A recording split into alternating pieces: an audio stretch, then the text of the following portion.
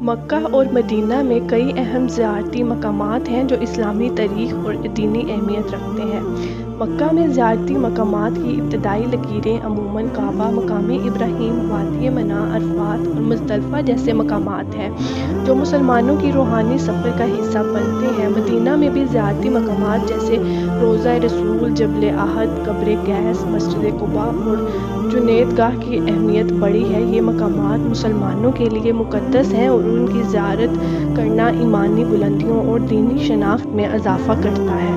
آج کی اس ویڈیو میں کچھ زیارتی مقامات کا جائزہ لیا جائے گا جو کہ مدینہ اور منورہ میں مسلمانوں کے لیے زیارتی مقامات ہیں۔ جیسا کہ باب الاسلام۔ باب الاسلام یا دروازہ اسلام اردو زبان میں مسلمانوں کا دروازہ یا اسلام کا دروازہ کہلاتا ہے۔ یہ مکہ مکرمہ کی ایک معروف شہریت ہے اور مسجد الحرم کے قریب واقع ہے۔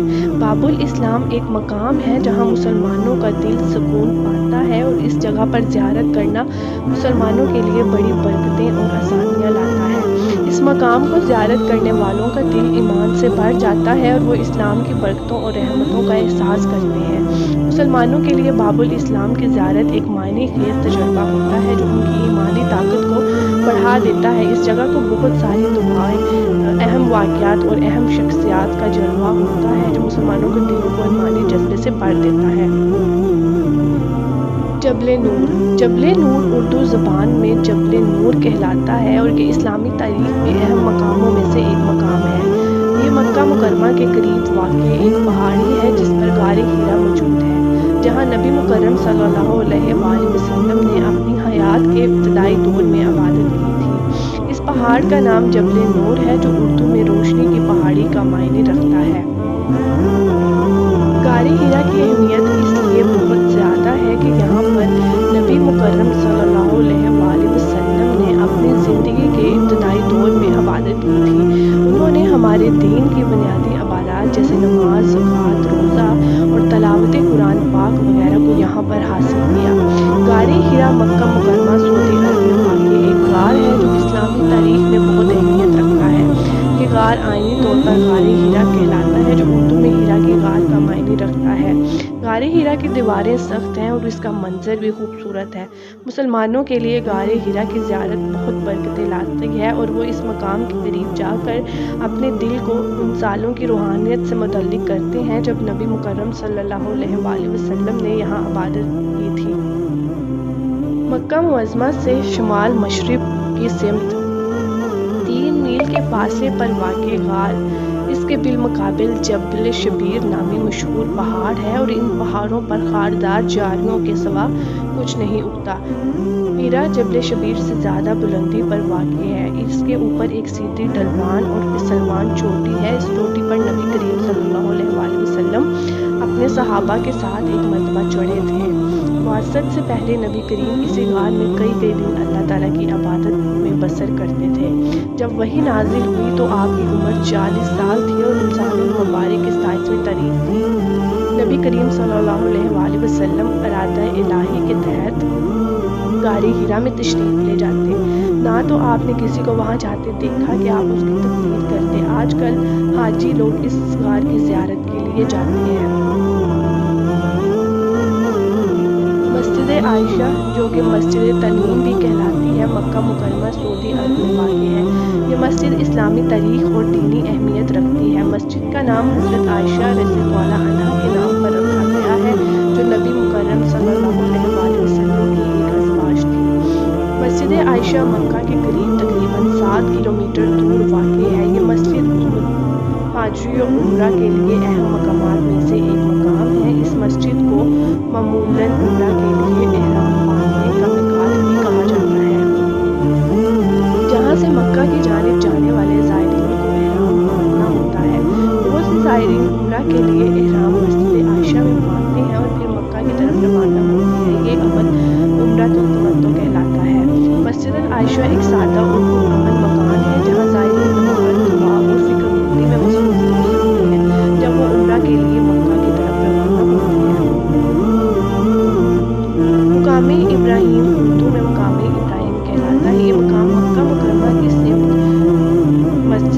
میں واقع ہے اور اسلامی تاریخ میں بہت اہمیت رکھتا ہے۔ مقام ابراہیم کا ذکر قرآن کریم میں بھی ہے۔ اس مقام کے قریب قرآنی آیتوں کا ذکر کیا گیا ہے جو ابراہیم علیہ السلام کے دور میں ان کی زندگی سے متعلق ہے۔ اس مقام کی خصوصیت یہ ہے کہ اس پر ابراہیم علیہ السلام کے قدموں کے نشانات موجود ہیں جو انہوں نے ہجر اسماعیل کے ساتھ کیے گئے بنیادی دینی عمل ہجر ابراہیم کے دوران چھوڑے تھے، اسی لیے اس مقام کو مقام ابراہیم کہا جاتا ہے۔ مسلمانوں کے لیے مقام ابراہیم کی زیارت بہت اہم ہے اور وہ اس مقام کے قریب جا کر دعاؤں اور ذکر کا موقع بھی اختیار کرتے ہیں۔ مقام ابراہیم کا ذکر قرآن کی سورۃ البقرہ کی آیت 125 میں ہے، جہاں اس مقام کے معنی و تفصیل بیان کیے گئے ہیں۔ اس آیت میں ابراہیم علیہ السلام کی دعوت کی بات کی گئی ہے جس میں ہجر اسماعیل کے ساتھ مقام ابراہیم کا ذکر آیا ہے۔ مقام ابراہیم کا واقعہ ابراہیم علیہ السلام کے دور میں ہوا جب انہوں نے اللہ کی دعوت بلند کی اور لوگوں کو حج کرنے کی تربیت دی۔ اس مقام کی اہمیت یہ ہے کہ اس پر ابراہیم علیہ السلام کے قدموں کے نشانات موجود ہیں جو انہوں نے ہجر اسماعیل کے ساتھ بنیادی دینی عمل ابراہیمی کے دوران چھوڑے تھے، اسی لیے اس مقام کو مقام ابراہیم کہا جاتا ہے۔ مقام ابراہیم اسلامی تاریخ اور دینی تعلیمات کی روشنی میں ایک اہم مقام رکھتا ہے اور مسلمانوں کے لیے اس کی زیارت بڑی برکت لاتی ہے۔ جنت المعلیٰ۔ جنت المعلیٰ کا مطلب ہے بلند جنت یا بلند باغ۔ اس کا نام ایسے روزگار سے مانوس ہے جہاں قریشی عشائر کی ہمتوں کا ذکر ہے۔ جنت المعلیٰ مکہ کے قریب واقع ہے اور اس کا تعلق ابو طالب کے قبرستان سے ہے جو اس مقام کے قریب واقع ہے۔ اس مقام کی تاریخی اہمیت یہ ہے کہ قریش کے کئی اہم شخصیات جیسے ابو طالب، حضرت خدیجہ، حضرت علی، حضرت جعفر، حضرت زینب اور حضرت عباس وغیرہ کے مقابر یہاں پر موجود ہیں۔ مسلمانوں کے لیے جنت المعلیٰ کی زیارت بڑی برکتیں لاتی ہے اور وہ اس مقام پر دعائیں اور ذکر کرتے ہیں۔ مسلمان جو عمرہ یا حج کے لیے مکہ مکرمہ آتے ہیں وہ عموماً جنت المعلیٰ کی بھی زیارت کرتے ہیں اور اپنی محبوب شخصیات کے مقابر کو زیارت کرنے کا موقع بھی ملتا ہے۔ مقام اسماعیل کی تاریخی اہمیت اس موقع سے جڑی ہے کہ اسماعیل علیہ السلام حضرت ابراہیم علیہ السلام کے بیٹے اور اللہ کی بڑی رحمت اور فضل کی علامت تھے۔ ان کی قربانی اور اللہ کی رضا کی بنیاد رکھنے کا مقام یہاں پر ہے۔ اس مقام کی عظمت اور اہمیت یہ ہے کہ اسماعیل علیہ السلام کے مقام پر قرآن کریم میں اشارے ہیں جو ان کے پیشہ ور شجرہ ابراہیمی اور دینی خدمات کی علامتیں ہیں۔ مسلمانوں کے لیے مقام اسماعیل کی زیارت بڑی برکتیں لاتی ہے اور وہ اس مقام پر دعائیں اور ذکر کرتے ہیں۔ مسلمان جو حج کے لیے مکہ مکرمہ آتے ہیں وہ مقام اسماعیل کی بھی زیارت کرتے ہیں اور ابراہیم علیہ السلام اور اسماعیل علیہ السلام کے بیچ محبت اور تواضع کی علامتوں کو دیکھ کر دعاؤں کا موقع بھی ملتا ہے۔ جنت الخلد یا جنت الخلد ایک عربی لفظ ہے جو اردو میں خلد کی جنت کا معنی دیتا ہے۔ اسلامی فہرستوں میں آمدین میں جنتوں کی ایک جگہ ہے۔ جنت الخلد کا مطلب ہے اپنی جگہ کی جنت یا خلد میں جنت۔ اس مقام کا ذکر قرآن مجید میں بھی ہے جہاں اللہ تعالیٰ نے جنتوں کی تفصیلات اور برکات کا ذکر کیا ہے۔ جنت الخلد اسلامی تصوف و عقائد میں بھی اہمیت رکھتی ہے۔ اس مخلد بھی کہا جاتا ہے جو انسانوں کی آخری جگہ ہے جہاں وہ نبی اور اللہ کی رضا کا مطلب بنتے ہیں۔ اس جنت کے بارے میں قرآنی آیات اور احادیث میں بہت کچھ بیان کیا گیا ہے۔ یہاں موجودگی کی برکات، خوشیاں، انعامات اور مقام کی برفرازی کا ذکر ہے۔ مسلمانوں کے لیے جنت الخلد کی زیارت بڑی برکتیں لاتی ہے اور وہ اس مقام پر ذکر کرتے ہیں۔ ان کی امید ہوتی ہے کہ وہ بھی آخرت میں اس جنت کی برکات اور خوشیوں میں شامل ہوں۔ وادی ابو زبیان۔ وادی ابو زبیان جو عرب کے شمالی حصے میں واقع ہے، یہ وادی سعودی عرب اور شام کے درمیان میں ہے اور اس کی خوبصورتی پرانی حکایات اور قدیم تاریخ سے مشہور ہے۔ وادی ابو زبیان کے بارے میں مختلف قدیم